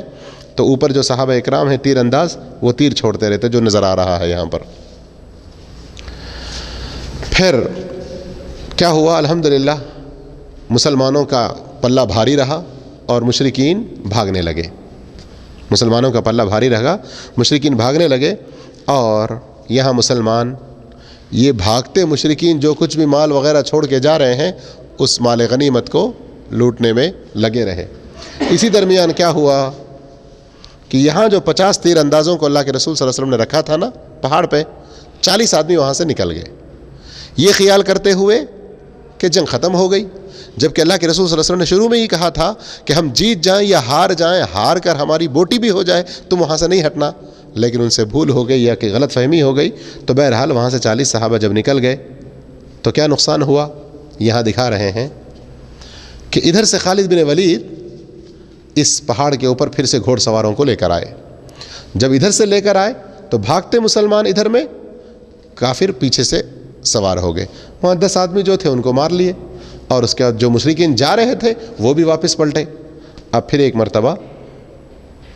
घुड़सवार मुशरिकीन सामने पय्यादा मुशरिकीन, दोनों के बीच में मुसलमान फंस गए। अब यहाँ बहुत खून रेज़ लड़ाई हुई, मुसलमानों के ऊपर बहुत सख्ती हुई, यहाँ तक कि अल्लाह के रसूल सल्लल्लाहु अलैहि वसल्लम के ऊपर भी इतनी सख्ती आई कि उस डायरेक्ट अल्लाह के रसूल सल्लल्लाहु अलैहि वसल्लम को निशाना बनाकर कुफ़ार तीर बरसाने लगे। तब अल्लाह के रसूल सल्लल्लाहु अलैहि वसल्लम ने फरमाया कि कौन मेरा मुकाबला यानी मेरे सामने दिफा बनकर खड़ा होगा उसके लिए जन्नत की खुशखबरी है। तो एक के बाद दीगर 7 सहाबा इकराम अल्लाह के रसूल सल्लल्लाहु अलैहि वसल्लम के सामने अपनी जानों के नजराने पेश करते हुए शहीद हो गए और अल्लाह के रसूल सल्लल्लाहु अलैहि वसल्लम को इसी जंग में बहुत सख्त चोटें आईं कि आपके दांत मुबारक भी शहीद हो गए। और फिर आखिर में ये हुआ कि मुसलमान एक घाटी की तरफ में जाकर पनाह लेने पर मजबूर हो गए। फिर उसके बाद वहाँ से मुशरिकीन भी दुम दबाकर भाग निकले और मुसलमान मदीने की तरफ वापस हुए। अभी हमने जो वहाँ नक्शा देखा था जिसमें जंग उहद के मुख्तलिफ़ मराहिल को समझने की कोशिश की है, ये उसका एक मैदान बताया जा रहा है। ये मुकम्मल जो देख रहे हैं जबल उहद है, उहद का पहाड़, اور یہ جبل رومات کے نام سے مشہور ہے۔ اللہ کے رسول صلی اللہ علیہ وسلم نے یہیں پر 50 تیر اندازوں کو رکھا تھا اور مسلمان ادھر سے آئے اور یہاں مشرکین اس طرف سے آئے۔ پہلے مرحلے میں مشرکین ہار گئے اور واپس جانے لگے اور مسلمان مال غنیمت لوٹنے کے لیے ادھر اتر آئے۔ جب خالد بن ولید نے دیکھا واپس جاتے ہوئے کہ اس پہاڑی پر سے مسلمان اتر گئے ہیں، تو پھر وہ گھڑ سواروں کو لے کر ادھر سے آئے اور اس کے اوپر چند مسلمان جو تھے ان کو مار دیے، اور پھر ادھر آگے آنے کے بعد مشرکین اور ادھر گھڑ سواروں کے بیچ میں مسلمان پھنس گئے اور پھر کافی نقصان ہوا۔ پھر دھکا دیتے دیتے یہاں تک ہو گیا کہ ان کو گھاٹی کہا جاتا ہے، اس میں کہیں پر اللہ کے رسول صلی اللہ علیہ وسلم بہت دیر تک پناہ لے کر رہے۔ تو بہرحال اسی میں اللہ کے رسول صلی اللہ علیہ وسلم کو سخت چوٹیں بھی آئیں۔ تقریباً 2 سال کے بعد مشرکین نے پھر ایک بہت زبردست پلان بنایا اور 10,000 کا لشکر لے کر مدینے پر چڑھائی کر کے پوری طرح سے مسلمانوں کا خاتمہ کرنے کے ارادے سے وہ آئے۔ تو اس موقع پر جب اللہ کے رسول صلی اللہ علیہ وسلم کو خبر ملی کہ پورے 10,000 کا لشکر آنے والا ہے، تب آپ جانتے ہیں جیسے ہم نے شروع میں بھی بتلایا تھا کہ یہ جو علاقہ دیکھ رہے ہیں پورا پہاڑی علاقہ ہے، کالے پتھروں کا جو بتایا نا، یہ ہے دیکھیے کالا پتھر، جو وہاں پر کالا پتھر وہاں سے اٹھا کے لائے ہیں مدینے سے تاکہ لوگوں کو پتہ چلے۔ اس طرح کا یہ پتھر ہوا کرتا تھا، ایک دم کالا، اور اسی کو حرہ کہا جاتا ہے۔ اب اس کو دیکھ کر آپ اندازہ لگا سکتے ہیں کہ وہاں سے کبھی اگر ذرا مشکل کے ساتھ 1-2 آدمی چل کے آ جائیں، لیکن فوج نہیں آ سکتی ایسے راستوں سے، اور یہ کوئی اتنا ہی چھوٹا نہیں، کئی کلومیٹر میں پھیلا ہوا ہے۔ تو اس طرف میں بھی اسی طرح کی زمین پتھریلی کالے، اور اس طرف میں بھی اسی طرح کی پتھریلی زمین، اور یہ تو پوری آبادی ہے، اور ادھر بھی پتھریلی کچھ ایسی ہی زمین ہے۔ تو مشرکین کے آنے کا راستہ ایک ہی ہے، کون سا؟ ادھر شمال کی طرف سے۔ تو اللہ کے رسول صلی اللہ علیہ وسلم نے صحابہ اکرام کے ساتھ مشورہ کر کے کیا کیا؟ خندق ادھر کنارے سے لے کر یہاں اس کنارے تک یہ خندق کھدوائی۔ کتنے کلومیٹر تھی یہ؟ یہاں سے یہاں تک 2.5 کلومیٹر کی لمبائی تھی، 2.5 کلومیٹر یعنی 2,500 میٹر، اور چوڑائی 4 میٹر، اور گہرائی کہیں کہیں 4 میٹر اور کہیں کہیں 7 میٹر تک بھی تھی۔ اللہ کے رسول صلی اللہ علیہ وسلم نے 10 صحابہ اکرام کو 40 گز 10 صحابہ اکرام کو 40 گز کی جگہ متعین کر کے دی کہ وہ اس میں کھدائی کرتے رہیں۔ بہت کم وقت میں مسلمانوں میں بہت جان فشانی کے ساتھ بہت محنت کر کے، اور وہ موسم بھی کیسا تھا؟ سخت ٹھنڈیوں والا، اور مدینے کی ٹھنڈی اور وہاں کی ٹھنڈی ہوائیں اتنی سخت ہوتی ہیں کہ برداشت کے باہر ہوتا ہے، لیکن الحمدللہ مسلمان اللہ کے دین کی سربلندی اور اللہ کے دین کی دفاع کے لیے اپنی اس طرح جانوں کا نذرانہ پیش کر کے بہت قربانیاں دیتے ہوئے اس خندق کی کھدائی انہوں نے کی۔ جب مشرکین آئے تو یکایک ان کو حیرانی ہو گئی کہ مدینے کے اوپر ہم چڑھائی کرنے کے لیے آئے اور سامنے اس طرح کی کھائی ہے، اس لیے کہ یہ ان کے لیے جنگی پلان کے اعتبار سے بالکل نئی چیز تھی، اور اللہ کے رسول صلی اللہ علیہ وسلم نے صحابہ اکرام کو ادھر پورا مہیا کیا ہوا تھا۔ جب مشرکین آئے اور کافی کوشش کرنے لگے کسی بھی طرح سے پار کرنے کی، لیکن کہیں پر بھی پار ہونے کی کوشش کرتے، ادھر سے مسلمان تیر برساتے اور ان کو پیچھے جانا پڑتا، لیکن اس کے باوجود اکرمہ بن ابی جہل اور دونوں تینوں کوشش کیے پار کر کے آنے کی، لیکن ان کے ساتھ بہت سخت مقابلہ ہوا، کچھ واپس چلے گئے اور کچھ کو مار دیا گیا۔ اس طرح سے یہ جنگ خندق کا منظر پیش آیا، اور اسی بیچ میں مشرکین نے اور یہودیوں نے، حالانکہ یہودی یہاں پر یہ قبیلہ ہے بنو قریظہ یہود کا، اور یہاں پر یہ قبیلہ ہے بنو نذیر کا، اور یہ یہودیوں کا ایک بہت بڑا لیڈر کعب بن اشرف کر کے اس کا یہ قلعہ ہے۔ تو انہوں نے آپس میں کچھ ایسی سازش چلی کہ اندر سے مسلمانوں کو نقصان پہنچانے کی کوشش کریں، جبکہ اللہ کے رسول نے ان کے ساتھ وعدہ کیا ہوا تھا، اتفاق کیا ہوا تھا کہ باہر سے کوئی حملہ کرنے کے لیے آئے گا تو مسلمانوں کی مدد کریں گے، ہمارے اپنے وطن کی حفاظت کریں گے، مشرکین کی مدد نہیں کریں گے۔ لیکن اس کے باوجود وہ لوگ وعدہ خلافی کرنے لگے۔ اللہ کے رسول صلی اللہ علیہ وسلم کو اس کی خبر ہوئی تو کچھ صحابہ اکرام کو فوجی دستوں کو بھی ادھر بھیجا اور خواتین وغیرہ کو ایک قلعے میں محفوظ کیا۔ یہاں تک ایک واقعہ پیش آیا کہ ایک قلعہ ایسا تھا جہاں پر اللہ کے رسول صلی اللہ علیہ وسلم نے کچھ خواتین کو رکھا اور یہودی اس قلعے کے اوپر چڑھنے کی کوشش کیا، تو صفیہ رضی اللہ تعالیٰ جو اللہ کے رسول کی پھوپھی ہیں وہ آئیں، فوراً اس کی گردن کاٹ دیا اور اس کے گردن کو دور پھینکا، تو یہودی سمجھ گئے کہ یہاں پر بھی کوئی مسلمان فوجی موجود ہیں۔ تو یہ اللہ رب العالمین کی طرف سے بہت بڑی مدد تھی اور ایک خاتون کی صحابیہ کی بہت بڑی ہمت تھی۔ بہرحال ادھر اندر کے بھی مسئلے کو اللہ کے رسول صلی اللہ علیہ وسلم نگاہ رکھے ہوئے پورا خیال کر رہے تھے، اور وہاں یہ جو جبل سلا ہے، سلا کی پہاڑی، یہاں اللہ کے رسول صلی اللہ علیہ وسلم کھڑے ہو کر آپ صلی اللہ علیہ وسلم پورے اس منظر کو اور پورے خندق کی نگرانی کر رہے تھے اور صحابہ کرام کو رہنمائی کر رہے تھے۔ اسی درمیان کے تقریباً 25 دن کا کچھ عرصہ گزرتا ہے، مشرکین دیکھتے ہیں کہ اب ہمیں کوئی کامیابی نہیں ہے، اور 6000 کا لشکر لے کر جو بنو غطفان آئے تھے، 4000 کا لشکر لے کر کفار مکہ آئے ہوئے تھے، بنو غطفان کو بھی واپس ہونا پڑا اور مشرکین بھی واپس ہوئے۔ کس طرح سے کہ اللہ رب العالمین نے اتنی تیز ہوا بھیجی کہ ان کے سارے خیمے اکھڑ گئے، اور بڑے بڑے دیگ ان کے جو تھے پوری فوج کو پکانے کے لیے، ان کے دیگ بھی سارے الٹنے لگے، اور بالآخر وہ لوگ وہاں کھڑے ہونے کی ہمت نہیں کیے۔ اس طرح اللہ رب العالمین نے ان کی مدد فرمائی۔ لیکن اللہ رب العالمین نے اس پورے جنگ خندق کے واقعے کو سورہ احزاب میں جو بیان کیا ہے وہ بہت پڑھنے کے قابل ہے۔ نبی کریم صلی اللہ علیہ وسلم کے مدنی زندگی میں یہ 1 سے لے کر 27 تک یہ جنگیں ہوئی ہیں جس میں اللہ کے رسول صلی اللہ علیہ وسلم خود شریک رہے۔ 27 کے علاوہ کئی اور ایسے فوجی دستے بھی جو اللہ کے رسول صلی اللہ علیہ وسلم بھیجا کرتے تھے، عام تاریخی اصطلاح میں ان کو سریہ کہا جاتا ہے، ان کا حساب الگ ہے۔ اور یہاں جو یہ نشانیاں دی جا رہی ہیں، طرفین میں سے اگر کوئی بھی نقصان ہوا ہے تو اس کے بارے میں یہ خبر ہے۔ نقشے کے اندر آپ کو یہ دکھایا جا رہا ہے کہ یہ مدینہ منورہ جو مرکز ہے، مختلف جو جنگیں ہوئی ہیں، کون سی جنگ مدینے کے کس سمت میں ہوئی ہے، کون سی جنگ مدینے سے کس سمت میں ہوئی ہے، ان کے بارے میں یہ بتایا جا رہا ہے۔ جیسے غزوہ تبوک ہے تو یہ اس طرف ہوا تھا، غزوہ دومۃ الجندل یہ اس طرف، غزوہ خیبر اس طرف میں، اس طرح سے یہ سارے ان غزوات کے بارے میں، غزوہ بدر مدینے سے اس سائڈ میں ہے، اس طرح سے ان پورے جہتوں کی، ان جگہوں کی نشاندہی میں آپ کے ذریعے کی جا رہی ہے جس میں اللہ کے رسول صلی اللہ علیہ وسلم نے غزوات کی ہے۔ 11ویں ہجری میں نبی کریم صلی اللہ علیہ وسلم وفات سے 3 ماہ پہلے تقریباً جو حج کیے ہیں، جسے حجۃ الوداع کے نام سے ہم لوگ جانتے ہیں، وہ حج آپ صلی اللہ علیہ وسلم نے کن راستوں سے کیا ہے اس کو یہاں دکھایا گیا ہے۔ آپ صلی اللہ علیہ وسلم مدینہ طیبہ سے نکلے اور آگے وادی عقیق، اور اسی مدینہ عقیق اور ذوالحلیفہ اس چھوٹی سی جگہ کو بڑا کر کے یہاں دکھا رہے ہیں۔ مسجد نبوی سے آپ صلی اللہ علیہ وسلم نکلے اور یہاں وادی عقیق پڑھا تو اللہ کا حکم ہوا کہ صلی فی ہذا الوادی المبارک، یہاں اس وادی مبارک میں نماز پڑھو، تو آپ صلی اللہ علیہ وسلم نے 2 رکعت نماز ادا کی۔ وہاں سے پھر آئے ذوالحلیفہ۔ ذوالحلیفہ یہ میقات ہے مدینے والوں کا۔ آپ صلی اللہ علیہ وسلم نے یہاں میقات میں احرام باندھا اور وہاں وادی ملل، الروحات ہوتے ہوئے عرج اور لح جمل، ان راستوں کے ذریعے آپ صلی اللہ علیہ وسلم مکہ تشریف لائے، اور آپ صلی اللہ علیہ وسلم اسفان وغیرہ سے ہوتے ہوئے یہاں مکہ آئے، اور آپ صلی اللہ علیہ وسلم نے پورا حج کیا۔ اور اسی مکے کو یہاں پر ذرا اور بڑا کر کے دکھا رہے ہیں کہ یہ مکۃ المکرمہ ہے۔ آپ صلی اللہ علیہ وسلم عمرہ کیے، اس کے بعد آ کر ادھر میں رکے رہے، پھر اس کے بعد جب 8 تاریخ ہوئی تو آپ صلی اللہ علیہ وسلم یہاں مینا میں ٹھہرے، یہ مسجد خیف کا نقشہ ہے۔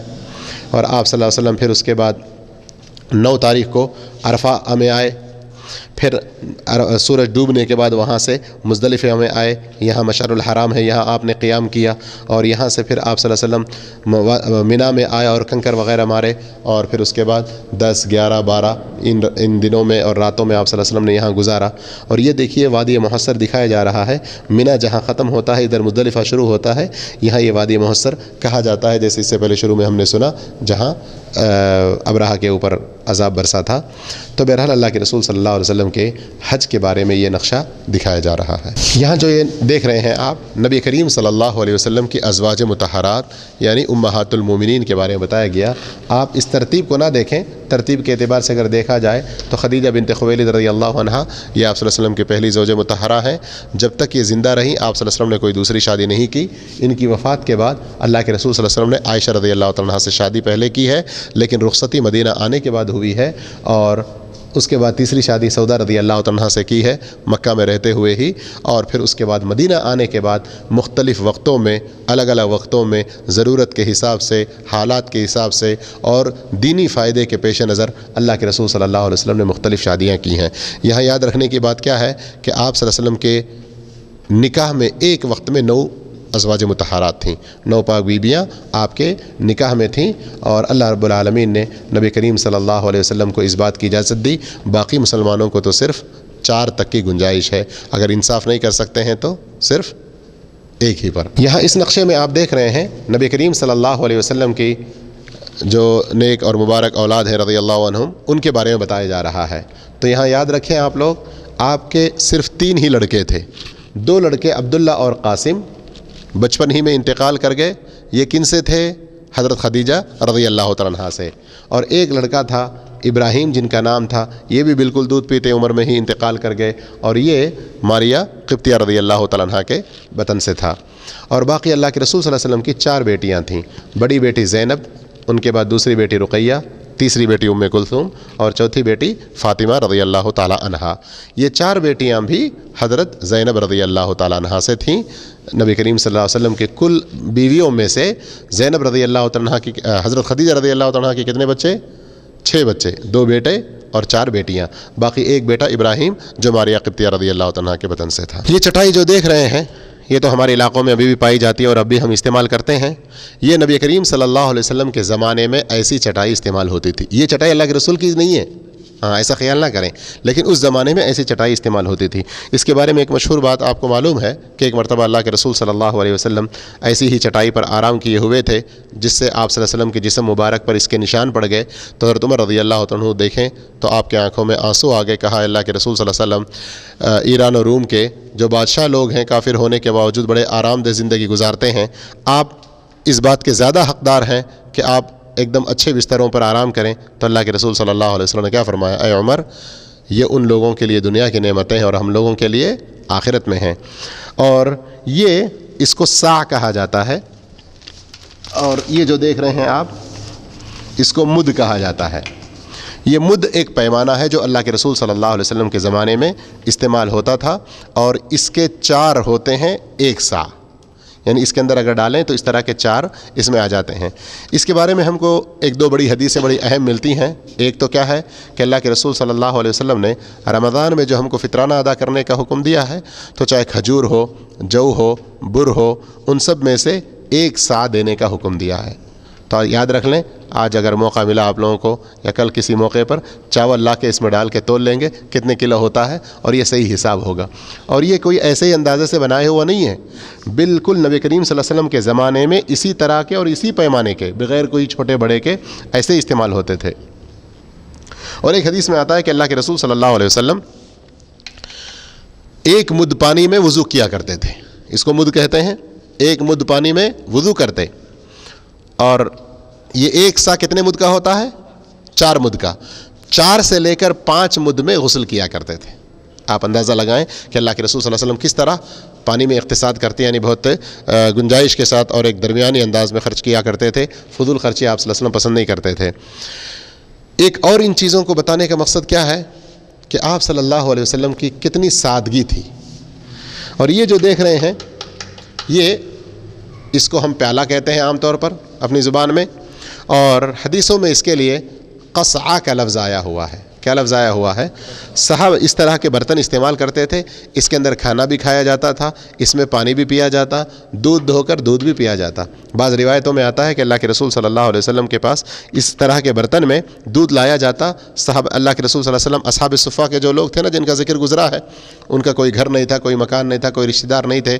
तो इसलिए अल्लाह के रसूल ने वो जगह बनाई थी मस्जिद नबवी में उनके ठहरने के लिए। तो जब कोई दूध लाकर देता तो आप सल्लल्लाहु अलैहि वसल्लम बुलाते 10 आदमियों को, इसलिए कि उनसे ज़्यादा बैठने की घर में गुंजाइश नहीं थी। तो आप सल्लल्लाहु अलैहि वसल्लम इसी प्याले को आगे बढ़ाते, एक आदमी पीता इसी से, फिर दूसरा आदमी पीता, फिर तीसरा आदमी पीता। एक मरतबा तो ऐसा हुआ कि एक प्याला आया, 10-10 करके कितने सारे लोगों ने पी लिया, लेकिन उसमें से कम भी नहीं हुआ। ये भी अल्लाह के रसूल के मौजिज़ात में से है, जिसका जिक्र इंशाअल्लाह हम आगे उधर सुनने वाले हैं। और ये खजूर है, और इसको हम लोग पनीर कहते हैं, जो अरबी में अक़ीद कहा जाता है। ये जो देख रहे हैं मिश्कीज़ा है पानी का, जिसमें पानी अल्लाह के रसूल के ज़माने में पानी ऐसी ही चीज़ों में इस्तेमाल होता, और ये छोटे बड़े साइज़ में बनाए जाते बकरी के चमड़े से और दूसरे, और इस तरह के इसमें पानी इस्तेमाल हुआ करता था। आज भी तजुर्बेकार लोग बताते हैं कि इसमें पानी बहुत ज़ायक़ेदार भी होता है, और ख़ास कर सख्त से सख्त गर्मियों के मौसम में आप इसमें पानी भरें और थोड़ा सा हवा जहाँ पर चल रही हो वहाँ रखें तो थोड़ी देर में बिल्कुल ठंडा भी हो जाएगा। अंदर ये जो देख रहे हैं आप, ये इसको लीफ कहा जाता है। अल्लाह के रसूल सल्लल्लाहु अलैहि वसल्लम जो तकिया इस्तेमाल किया करते थे, उसके अंदर इसी तरह की चीज़ भरी होती थी। جو تکیہ استعمال، آج تو ہم لوگ ماشاءاللہ زبردست قسم کے روئی وغیرہ کیا کیا استعمال کرتے ہیں، لیکن اللہ کے رسول صلی اللہ علیہ وسلم اپنے سرانے میں جو تکیہ رکھتے اس میں اس طرح کی چیز ہوا کرتی جس سے آپ صلی اللہ علیہ وسلم تکیے کے لیے سہارا لیا کرتے۔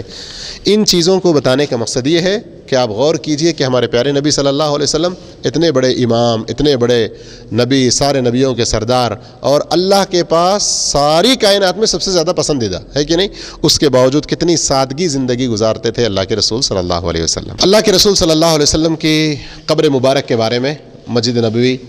اور مسجد نبوی کا مجسمہ، مسجد نبوی کے بارے میں جو نقشہ میپ آپ نے دیکھا ہے وہاں بہت تفصیل سے سمجھایا گیا ہے۔ اس وقت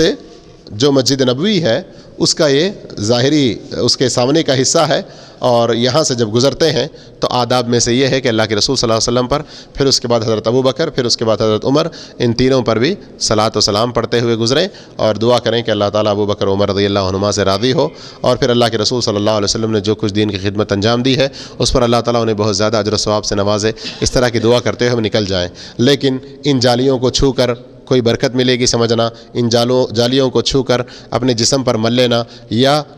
قبلے کی طرف منہ کرنے کے بجائے قبر کی طرف منہ کر کے دعا کرنا، یہ سب چیزیں جائز نہیں ہیں اور یہ بدعات میں شمار ہوں گی۔ یہاں اس میں جو دیکھ رہے ہیں آپ نبی کریم صلی اللہ علیہ وسلم کے صفات خلقیہ اور آپ کے عادات و اطوار کے بارے میں ہیں، یعنی آپ صلی اللہ علیہ وسلم کے بارے میں بتایا جا رہا ہے کہ آپ صلی اللہ علیہ وسلم نہ بہت زیادہ لمبے تھے نہ بہت زیادہ پست قد تھے، بلکہ درمیانی قد کے تھے۔ آپ کے دونوں کاندھوں کے درمیان میں اچھی خاصی کشادگی تھی، اور آپ صلی اللہ علیہ وسلم اپنے کانوں کے برابر بال رکھا کرتے تھے۔ آپ صلی اللہ علیہ وسلم کے لباس کے بارے میں ہے کہ آپ صلی اللہ علیہ وسلم کے لباس کے بارے میں کہ بعض دفعہ آپ صلی اللہ علیہ وسلم نے ہلکے سے لال رنگ کے کپڑے بھی کبھی پہنے ہیں، اور جو پنڈلی تک تھے اور پنڈلی نظر آ رہی تھی تو بہت چمک رہے تھے، یہ دیکھنے والے صحابی بیان کرتے ہیں۔ یہاں اس حدیث کے اندر نبی کریم صلی اللہ علیہ وسلم کے جوتے اور آپ صلی اللہ علیہ وسلم کے چپل مبارک کے بارے میں ذکر ہے۔ یہاں آپ صلی اللہ علیہ وسلم کی پگڑی کے بارے میں ذکر ہے۔ آپ صلی اللہ علیہ وسلم نے کبھی پگڑی پہنی ہے کبھی نہیں پہنی ہے۔ پگڑی کبھی آپ ٹوپی کے ساتھ پہنے ہیں، کبھی بغیر ٹوپی کے بھی پہنے ہیں، اور آپ صلی اللہ علیہ وسلم بغیر پگڑی اور بغیر ٹوپی کے بھی بعض دفعہ رہے ہیں۔ یہاں اللہ کے رسول صلی اللہ علیہ وسلم کے ازار کے بارے میں، یعنی آپ صلی اللہ علیہ وسلم جو لنگی کی شکل میں نیچے کپڑا تہبند باندھا کرتے تھے اس کے بارے میں یہاں پر یہ ذکر ہے۔ یمن کا بنا ہوا وہ سخت موٹا سا کپڑا تھا جو آپ صلی اللہ علیہ وسلم پہن رکھے تھے۔ یہاں اللہ کے رسول صلی اللہ علیہ وسلم کی انگوٹھی کے بارے میں ذکر ہے۔ اس حدیث میں اللہ کے رسول صلی اللہ علیہ وسلم کے کھانے کے بارے میں ذکر ہے۔ یہاں پر اللہ کے رسول صلی اللہ علیہ وسلم کی روٹی کے بارے میں ذکر ہے، اور اس چارٹ میں اللہ کے رسول صلی اللہ علیہ وسلم مختلف وقتوں میں کس طرح کے سالن استعمال کیے ہیں ان کا ذکر ہے۔ ایک موقع پہ اللہ کے رسول نے فرمایا بہترین سالن خل، ونیگر جسے کہتے ہیں،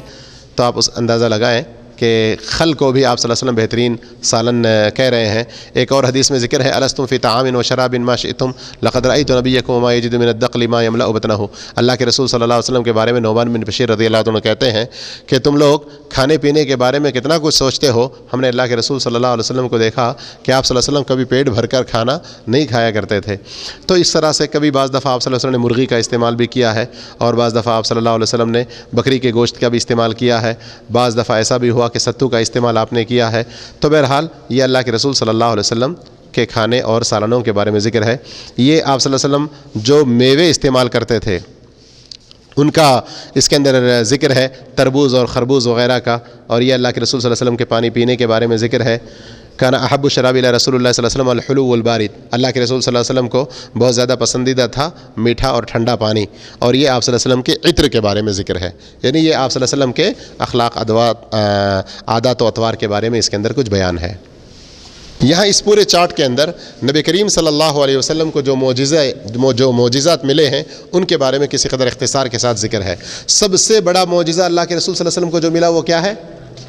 القرآن الکریم ہے۔ سب سے بڑا معجزہ جو ملا وہ کیا ہے؟ قرآن کریم ہے، جو قیامت تک کے لیے بھی معجزہ ہے، اور آج تک کوئی اس کی طرح کا ایک قرآن یا ایک سورہ تو دور کی بات ہے، ایک آیت بھی نہ لا سکا اور نہ ہی قیامت کے دن تک لا سکتا ہے۔ اس کے بعد اللہ کے رسول صلی اللہ علیہ وسلم کو جو اور معجزات ملے ہیں ان میں زیادہ اہم، جیسے اللہ کے رسول صلی اللہ علیہ وسلم کو اللہ نے یہ توفیق دی کہ آپ نے ہاتھ سے اشارہ کیا تو چاند کے 2 ٹکڑے ہو گئے، اور یہ واقعہ بہت مشہور ہے تاریخی اعتبار سے کہ اس زمانے میں جب یہ چاند کے 2 ٹکڑے ہوئے تو اس موقع پر मलेबार यानी जनूबी हिंद के इलाके में राजा भोज क्या नाम से एक बादशाह थे, उन्होंने भी इसको देखा और कहा जाता है कि उन्होंने कुछ लोगों को भी भेजा और बाद में इस्लाम भी कबूल किया था, या वो लोग आने तक वो मर गए थे। बहरहाल इंडिया में भी वहाँ पर देखा गया था। इस तरह की कुछ तारीख़ी रिवायतें मिलती हैं। और अल्लाह के रसूल सल्लल्लाहु अलैहि वसल्लम को जो मोजिज़ात मिले हैं उनमें से एक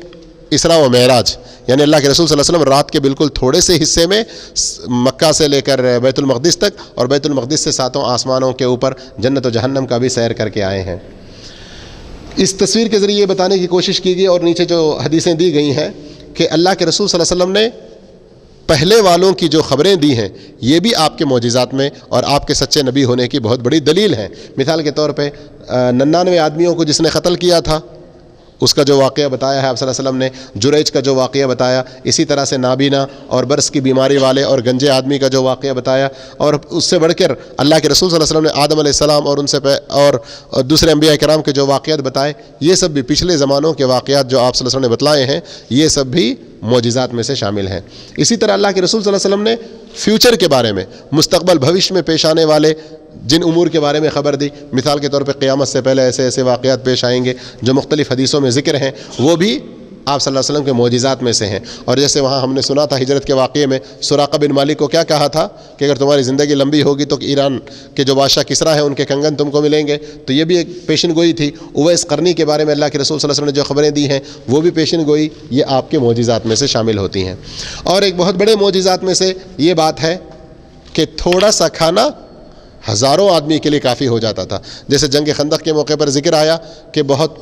पत्थर पेट पे बांध कर बड़ी मुश्किल के साथ वो खंदक की खुदाई कर रहे थे, ऐसे मौके पर खाने की बड़ी तंगी थी। जाबिर रज़ियल्लाहु तआला अन्हु ने देखा कि अल्लाह के रसूल सल्लल्लाहु अलैहि वसल्लम पता नहीं कितने दिन से नहीं खाए हैं। घर में जाकर अपनी बीवी से पूछा तो उन्होंने कहा कि थोड़े से जौ हैं और छोटी सी एक बकरी का बच्चा है, तो उसको ज़िबा किया और फिर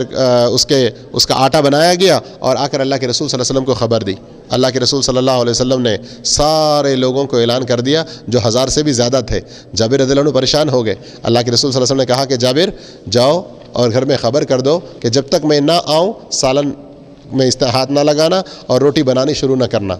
फिर अल्लाह के रसूल सल्लल्लाहु अलैहि वसल्लम तशरीफ़ लाए और अपना लुआब मुबारक उसमें सालन में डाला और फिर उसके बाद आप सल्लल्लाहु अलैहि वसल्लम पहले एक रोटी बनाना शुरू किए। फिर उसके बाद उनके कहा कि तुम और भी पड़ोस वाली एक दो औरतों को बुला लो। फिर उसके बाद रोटियां बनती चली गईं, सालन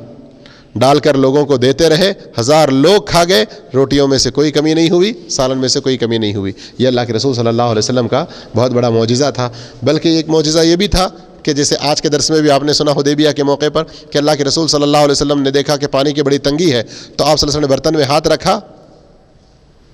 और पानी उबलना शुरू हो गया। पानी 1400 आदमियों को काफ़ी हो गया जो थोड़ा सा उस वक्त में पानी था। तो ये सब अल्लाह रब्बुल आलमीन की तरफ से बहुत बड़े मौजिज़ात हैं। और एक बहुत बड़ा मौजिज़ा ये भी है कि अल्लाह के रसूल सल्लल्लाहु अलैहि वसल्लम एक मरतबा एक दरख्त को हुक्म देते हैं तो वो दरख्त करीब आता है, फिर हुक्म देते हैं तो जाकर अपनी जगह पर ठहर जाता है। आप सल्लल्लाहु अलैहि वसल्लम फरमाते हैं कि मक्के में मैं एक पत्थर को जानता हूँ जो मुझे नबी बनने से पहले भी सलाम किया करता था। नबी करीम सल्लल्लाहु अलैहि वसल्लम ने एक मरतबा कुछ कंकर अपने हाथ में लिए तो वो कंकर आप सल्लल्लाहु अलैहि वसल्लम के हाथ मुबारक में तस्बीह पढ़ने लगे। तो इस तरह से अल्लाह के रसूल सल्लल्लाहु अलैहि वसल्लम को अल्लाह रब्बुल आलमीन ने ये मौजिज़ात अता किए। एक बहुत बड़ा मौजिज़ा मस्जिद नबवी का ये भी है कि आपने सुना कि खजूर के तनों के साथ ही उसकी छत उठाई गई थी ना, यानी सुतून बनाए गए थे। एक अल्लाह के रसूल सल्लल्लाहु अलैहि वसल्लम खुतबा देने के मौके पर एक तने का सहारा लेकर खुतबा दिया करते थे। बाद में ऐसा हुआ कि अल्लाह के रसूल सल्लल्लाहु अलैहि वसल्लम ने मिंबर के बारे में कहा तो मिंबर बनकर आ गया, तो इस तने को छोड़ दिया और मिंबर पर खड़े होकर खुतबा देने लगे तो तना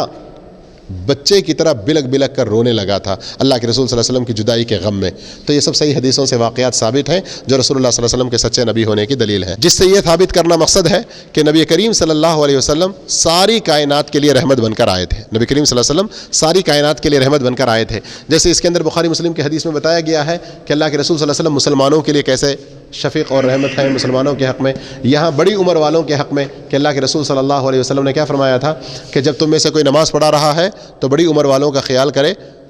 नमाज में बहुत ज़्यादा लंबा ना करे। एक और हदीस में फरमाया कि तुम में से जो छोटों पर रहम नहीं करेगा, बड़ों की इज़्ज़त और तौक़ीर नहीं करेगा, वो हम में से नहीं है। और इसी तरह नबी करीम सल्लल्लाहु अलैहि वसल्लम की शफ़क़त बच्चों के साथ भी थी। इसी तरह नबी करीम सल्लल्लाहु अलैहि वसल्लम की शफ़क़त और रहमत عورتوں کے بارے میں بھی تھی۔ نبی کریم صلی اللہ علیہ وسلم شفیق و رحیم تھے، نوکر چاکر غلاموں کے بارے میں بھی نبی کریم صلی اللہ علیہ وسلم بہت زیادہ رحیم و شفیق تھے، فقیر و مسکینوں وغیرہ کے حق میں، اس کے بارے میں یہ سب حدیثیں موجود ہیں۔ ایک مرتبہ ابو ذر رضی اللہ عنہ سے کیا کہا اللہ کے رسول صلی اللہ علیہ وسلم نے، اے ابو ذر، جب تم سالن بناؤ تو تھوڑا سا شوربہ زیادہ کر لینا پانی ڈال کر، تاکہ تم اپنے پڑوسیوں کو بھی دیکھ سکو۔ تو مسکینوں غریبوں وغیرہ کے ساتھ پڑوسیوں کا خیال کرنے میں بھی آپ صلی اللہ علیہ وسلم رحمت و شفقت بہت زیادہ دکھایا کرتے تھے۔ آپ صلی اللہ علیہ وسلم مشکلات میں جو لوگ پھنسے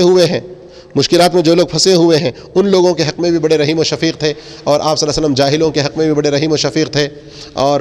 آپ صلی اللہ علیہ وسلم گنہگاروں کے حق میں بڑے رحیم و شفیق تھے۔ اسی طرح جو لوگ آپ کے حق میں گستاخی کیے ہیں، ایک مرتبہ ایک بدو آیا اور آپ صلی اللہ علیہ وسلم کی چادر اتنی سختی سے پکڑ کے کھینچا کہ اس کے جو بارڈر کنارے تھے وہ بہت موٹے اور سخت تھے، جس کی وجہ سے اللہ کے رسول صلی اللہ علیہ وسلم کے گردن پر نشان پڑ گئے۔ اللہ کے رسول صلی اللہ علیہ وسلم پیچھے پلٹے تو وہ کہنے لگا، جو اللہ نے مال آپ کو دیا ہے اس میں سے مجھے دینے کے لیے اپنے ساتھیوں کو حکم کیجئے۔ آپ صلی اللہ علیہ وسلم اس کی طرف دیکھ کر مسکرانے لگے اور کہا کہ یہ جو چاہتا ہے اس کو دے دو۔ اللہ کے رسول صلی اللہ علیہ وسلم نے بدلے کے بارے میں کچھ سوچا تک بھی نہیں۔ اس طرح آپ صلی اللہ علیہ وسلم عبادات کے معاملے میں بھی اپنی امت کے حق میں بہت رحیم و شفیق تھے، اور اس کے مجھ سے متعلق کچھ حدیثیں یہاں پر ذکر کی گئی ہیں۔ تو اس طرح آپ صلی اللہ علیہ وسلم ساری کائنات کے لیے نبی رحمت بن کر آئے ہیں۔ یہ اس پورے معرض کے ذریعے